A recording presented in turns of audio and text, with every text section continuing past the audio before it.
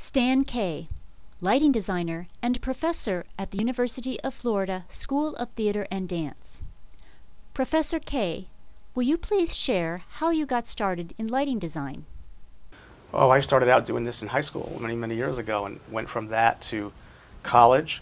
And then I was lucky enough to grow up in New York, so I worked off-Broadway, worked on some on-Broadway shows, touring shows, ballet, theater. Haven't done too much opera, and all over the city. And then I've worked in the Midwest, Pennsylvania, Hawaii, Florida, Nebraska, and all over the country. Stan, where do you generally get your ideas from when you're working on a lighting design? Well, for me, it all starts with the sun. And that's where light comes from. That's the primary source. And of course, that leads logically to time. And the sun moves across the sky and time changes. And then I, through powers of observation, learn how light behaves by watching natural light. And then of course, in the theater, we simulate natural light with electric light. And by learning how light behaves, then you start to understand how color behaves, how angle behaves, how composition behaves. And then you go to the piece, which is either the script or the dance or the event that you're lighting. And I tend to look for emotional peaks and valleys. So I'm watching the piece and I'm trying to feel what the director or the dancer or the music or the actor is trying to convey. And then I have to translate that somehow into two things, into a technical stew, if you will, of how to place technical equipment and organize it in such a way that then I can create something artistic that leads the audience to feel the way the director or the choreographer wants to feel. And it's not just in a moment, but it's also like the sun. It's happening over time on an arc. And so I'm considering not just where we are in the play or the piece, but where we were and where we're going. And so if you can think of it in terms of music, light for me is visual music. And maybe to get more specific to your question, where do the ideas come from? Well, they can come from anywhere. They could come from a trip that you take and a photograph that I've taken or seen. It can come from just having an open mind and something popping into your head. A well-known lighting designer named Gene Rosenthal would call it the flash. You're sitting in rehearsal or you're reading the script and you really don't know what you're going to do, and all of a sudden, pop. Oh, and you get a visual picture in your mind. And once you have that visual picture in your mind, the trick then is to translate that visual image into reality on the stage. And then hopefully it works. So that's where my ideas come from. It's through the research, through powers of observation, and through my response as an individual human being to the emotions and the ideas in the piece I'm working on. And what are the tools that you use to present your ideas? Well, that depends. And let me backtrack. In the past, historically, lighting designers really didn't have a lot of tools unless you could draw. So people often talked about color filters or textures, or you take a flashlight and a color filter and point through, and that's about all we had. Fortunately, now we've got several kinds of tools. One is to do visual research, okay, which is images going to art books. Now you can use Google image search and you can see just about anything you want, and almost too much so.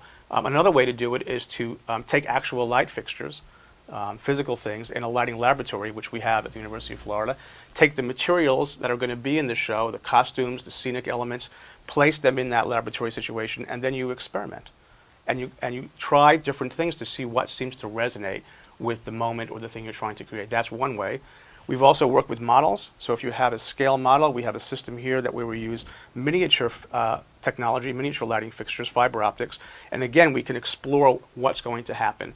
Another way we can do it is through the computer. Now we actually have the ability to build the entire environment in a three-dimensional virtual space and then light it. And we're even to the point where we can take a control system and actually create the whole show in a virtual world, show it to a director, and get a response. So those are three tools that we use to show that. That was the question, right? Mm-hmm. Okay. So after you've presented your ideas, had them approved, how do your designs become reality? Yeah, you know, lighting designers kind of work in this special place. It's really complex technology, and it's really high art. And so we sort of work as a painter, except that it's three-dimensional. So I think of ourselves more as a sculptor. So if you think of what the tools a sculptor has, you've got a piece of stone and you've got chisels. And all those chisels come at the stone from different angles and different ways, and they start to etch out of that block what we see. So for example, a painter starts with a blank canvas and it's white and they start putting things on it. We work the other way around. We start with everything is black. And then the light fixtures then start to etch out or chop out what we want to see. And also, not just what we want to see, but how we want to see it, which is the compositional element or the three-dimensional element. And then the third part is we take a guess, in a sense, a stab at how we want the observer to feel about what they see. And so to do that, we kind of have to come back from our visual ideas and the thing we have in our head and start working with equipment. So much like an architect works, we lay out a schematic plan of where certain machines, in a broad sense, or technologies are going to exist in this space, in this three-dimensional space, and in this three-dimensional space. That gets laid out, organized, and then colored and has to run and plugged in. And then once that happens, then you have your palette, so to speak, or your sculptor's tools.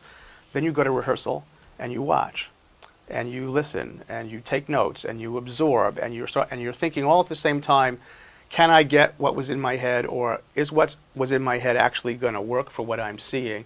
And then are my tools set up in such a way that I can achieve what I have in my head? What was the question? That was a question. What was the the tools. question? The tools. How do your designs become reality? Yeah. So once we have an electrician, right, or a whole crew of electricians who take the drawings that we do, and we do lots of technical drawings and order equipment, and those electricians then put all this stuff together. And it could take days, depending upon the situation. Once all that is organized and in place and hung in the theater, turning it on, then you sit down and you have to learn how to use now we use computer control. Used to be everything was manual. Now everything is quite sophisticated. And once you sit down and you have organized where you think the changes are in the play, you start turning on the lights and you start to build what we call looks, right? And that's recorded in the computer, and then with timing as well, so we can see that. For example, the show might have 100 cues or states of lighting in the show, and the time it takes to get from one state of lighting to another is recorded in the computer. And I'm simplifying this now for you, right? And then you push the button, and very slowly all these light intensities will change, and the entire stage picture evolves. Much like, again, the sun moving across the sky. If it's realistic, if it's abstract, it might not look like that at all. And then once that is done, the director is feeding back, the actors are moving in place, so you've got to coordinate. In a way, the lighting designer, in terms of making it real, is we're the glue that holds all this stuff together, because you've got the scenery, the costumes, the sound, the action, the direction, and we have to make all of the other designers and creative people's intentions accurate, not translate it, and then add our own sensibilities or emotional context to the work. And we go through that in about a week-long process. It's probably, I would say, an average designer here at the university is making, 200,000 to 300,000 decisions before we get to the point where we're seeing the curtain go up. What do you enjoy about your work? Okay. For me, my dad was a photographer, and so he worked with light, and of course he discouraged me from doing that. But I ended up kind of getting it in my DNA, and I have this interest in both technology and how to make things work, but that's not enough for me. I also have this humanistic streak, so I really love story. And I love ideas and philosophy, and so I have this creative side. So lighting design for me, when I fell into it, satisfied both of those needs. I needed the technological kind of interest, and I needed the artistic side. So that's why it happened for me. And any time where light is applied, either naturally or through electric means, I want to be a part of it. And I find it absolutely exhilarating because it's always a surprise. You never kind of quite know for sure what you're going to get. And there are certain things that you learn over time through experience. Okay, I know this will do this. But then there's always the excitement of, I've never tried that before. Or you're looking at a moment on stage, this needs something like this. And I did a show just recently, I'll give an example. I did a production, kind of a narrative of Moby Dick. And in the script, it was a play, but the playwright calls it, and now appears the whiteness of the whale. So that's metaphoric. So, what is the whiteness of the whale? And this is not realistic. This is abstracted. So I started to kind of dream on that idea, and I started to, I had this image of, okay, an albino whale in the ocean, and the sun hits that. If it comes up out of the water and the sun hits that whiteness, what does that look like? So, and I talked to the director and say, this is what I kind of feel about that moment. He goes, yeah, that's kind of it. Can you make that happen? Okay, so then so now that I have approval on an idea or an image, now I've got to go technical and say, how do I get that? What machine will make that? And I ended up using a movie light, which are very, very bright, and they behave like daylight, sort of like what you have in this studio.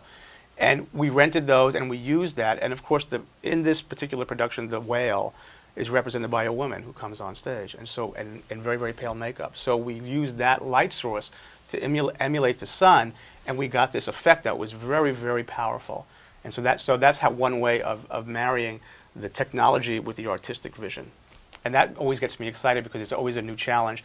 How can you do this? And nowadays we have such great technology that a director or choreographer can ask, can you do this? And pretty much, if you got the money, you can pretty much have just about anything you want. So whereas 15 years ago, we didn't have the tools that we have today. So you have to kind of start to kind of go, what is it you really want? I mean, I think the theater, in a general sense, is about essence. And there's a nice story about a director saying, well, I want Niagara Falls. Well, on stage, well, we can't really bring Niagara Falls on stage. In film, we could go take the camera and shoot Niagara Falls and put it on the screen, and that's Niagara Falls. But in theater, you might ask the director, well, what is it about Niagara Falls that you want? Is it the power? Is it the fury? Is it the sound? Is it the thunder? Is it the mass, the size? And when you get that kind of thinking going on, then you can come back and find ways to engage the audience's imagination to experience the essence of things. And I think that's what theater is really about. So where might a lighting designer work? Well, nowadays? Is there a career in this? Well, let me say, I've been doing this for 28 years. And when I started, the answer was, don't do this because there's only about 20 jobs in the whole country. And in fact, a while ago, there were not a lot of jobs in this, but now there's so many. There's been such an expansion for lighting experts in entertainment, so entertainment being film, theater, cable, television, cruise ships, I mean, you name it. Then you've got architecture, and you've got specialty lighting, and there is so much now that you can do. And in fact, most of the people who are looking for creative people who have a lighting, or games, even people who are doing video games, they're looking for people who understand how light behaves. If you understand it in 3 dimensions, you'll be able to translate it in 2 dimensions. So now, if a parent would have come to me and say, "Can my son really, or my daughter really have a career in lighting?" The answer now is, if they're good and they work hard, probably yes, and make a living.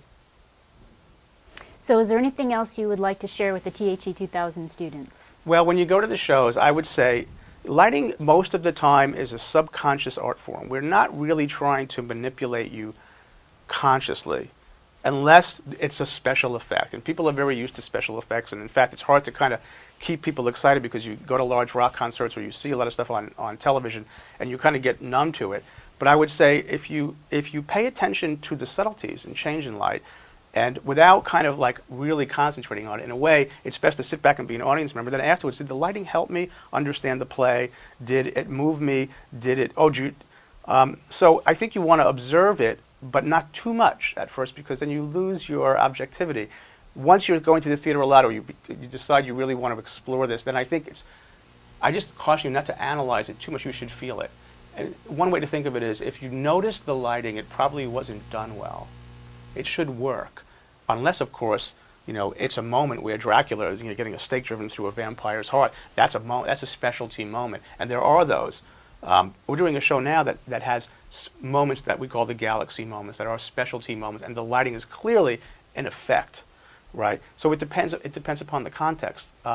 But I think you should see it as just another one of those elements that maybe you don't even notice. But now that you've heard this and you're taking THE 2000, you might think or look up and go and realize how much technology is being used and how sophisticated it is, and what the stage would be like if it was just a classroom and you had fluorescent lights on. Notice the difference in the artistry. Notice how it sculpts the performer.